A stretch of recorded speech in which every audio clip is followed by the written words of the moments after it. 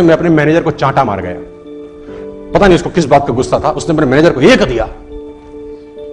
अब मैनेजर उसका एम्प्लॉय था, बेचारा कुछ कर नहीं सका। मैनेजर घर गया, सारा गुस्सा बीवी पे निकाला, एक उसने बीवी को दिया। अब बीवी क्या करती, बड़ा गुस्सा था, उसने बड़े वाले लड़के पे एक मारा। अब बड़े वाले लड़के का बस ना मां पे चले ना बाप पे, उसका छोटा भाई बैठा था, खेल खेल में उसने एक रपेट उसको दिया। दुकानदार ने मैनेजर को सपेटा, मैनेजर ने बीवी को मारा, बीवी ने बेटे को मारा, बेटे ने छोटे भाई को मारा। अब छोटा भाई के घर में और कुछ था नहीं जिसको पीट सके, तो गुस्से में बाहर गया, बाहर कुत्ता था, उसे लात मारी। अब कुत्ते को जब लात मारी, कुत्ता भागा और उसने एक आदमी के पैर में काटा, और वो आदमी वही था जिसने मैनेजर को मारा था।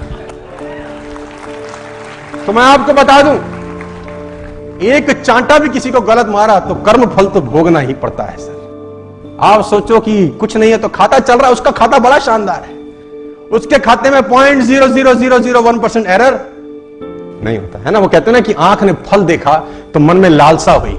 अब आंख तो फल तोड़ने जा नहीं सकती, फल देखा आंख ने, गए पैर। अब पैर ने देखा तो पैर तोड़ नहीं सकते, फल तोड़ा हाथ ने। जिसने देखा वो गया नहीं, जो गया उसने तोड़ा नहीं, जिसने तोड़ा उसने खाया नहीं, जिसने खाया उसने रखा नहीं, चला गया पेट में। और थोड़ी देर में जब माली ने देखा तो डंडे लगे पीठ को। पीठ ने बोला हाय मेरा क्या कसूर था, लेकिन जब डंडे लगे पीठ को तो आंसू निकले आंख से, देखा उसी ने था। तो कर्म फल भोग रहा है यार। और मैं आपको एक प्रसंग सुना देता हूं, यहां पर शायद आपके काम आ जाए। मैं दो ग्रंथों से बड़ा प्रभावित हूं, रामायण और महाभारत, और मैं अक्सर इनकी बातें भी करता रहता हूं।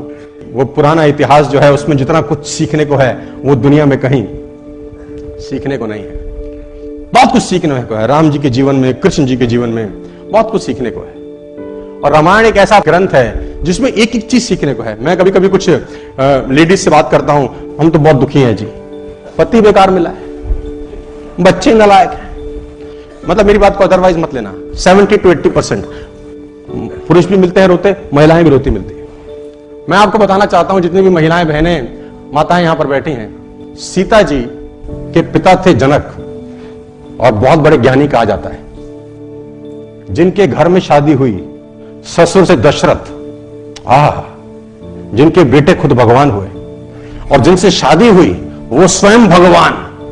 जितना दुख उन्होंने भोगा है तुम में से सब मिलके भी नहीं भोग पाते। तो रोने का जरूरत नहीं है। हाय हाय हाय हाय, दुखी दुख है। एक एक पात्र से सीखने को है। राम जी से अलग सीखने को, भरत जी को गद्दी सौंप रहे हैं, है ना। राम जी वनवास चले गए, भरत जी को बोला अब कोई नहीं है, दो वचन थे, एक भाई ने पूरा कर दिया, दूसरा तुझको पूरा करना है कि तुझे राजगद्दी पे बैठना है। पिता मरते का 2 वचन दे गए हैं। भरत ननिहाल थे, ननिहाल से जब लौटे उनको बताया गया सारा प्रपंच हुआ है। भरत को बहुत गुस्सा आया, वो गद्दी पे नहीं बैठे सो नहीं बैठे। उनको खूब समझाया गया कि तुम्हें गद्दी पे बैठना है, ये पिता की आज्ञा है, पिता की आज्ञा मानना तुम्हारा फर्ज है। बड़े भाई ने भी मानी है तो तुमको भी मान। तो गुरु समझा रहे हैं, तो गुरु ने बोला अगर मैं समझाऊं तो भी नहीं बैठेगा, अगर मैं समझाऊं और मैं आज्ञा दूं तो भी भरत गद्दी पे नहीं बैठोगे। भरत ने बोला गद्दी पे बैठ तो जाऊंगा गुरुजी, लेकिन ये धरती रसातल को चली जाएगी, ये धरती रसातल चली जाएगी अगर मैं गद्दी पे बैठ गया। तो गुरुजी ने बोला भरत कैसी बात करते हो, इस धरती पे रावण कुंभकर्ण जैसे राक्षस हुए तब धरती रसातल नहीं गई है। रावण कुंभकर्ण जैसे राक्षस हुए, धरती रसातल नहीं गई। हिरण्याकश्यप जैसे राक्षस हुए, धरती रसातल में नहीं गई। भरत जैसा महात्मा बैठेगा तो धरती रसातल को चली जाएगी, कैसी बात करते हो। भरत ने बोला महाराज, कुंभकर्ण रावण का भार धरती माता सहन कर लेती है क्योंकि उसको पता है कि राक्षस है।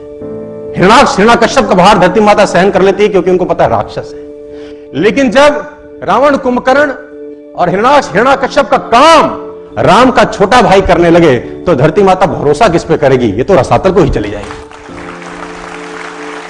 मैं नहीं बैठूंगा।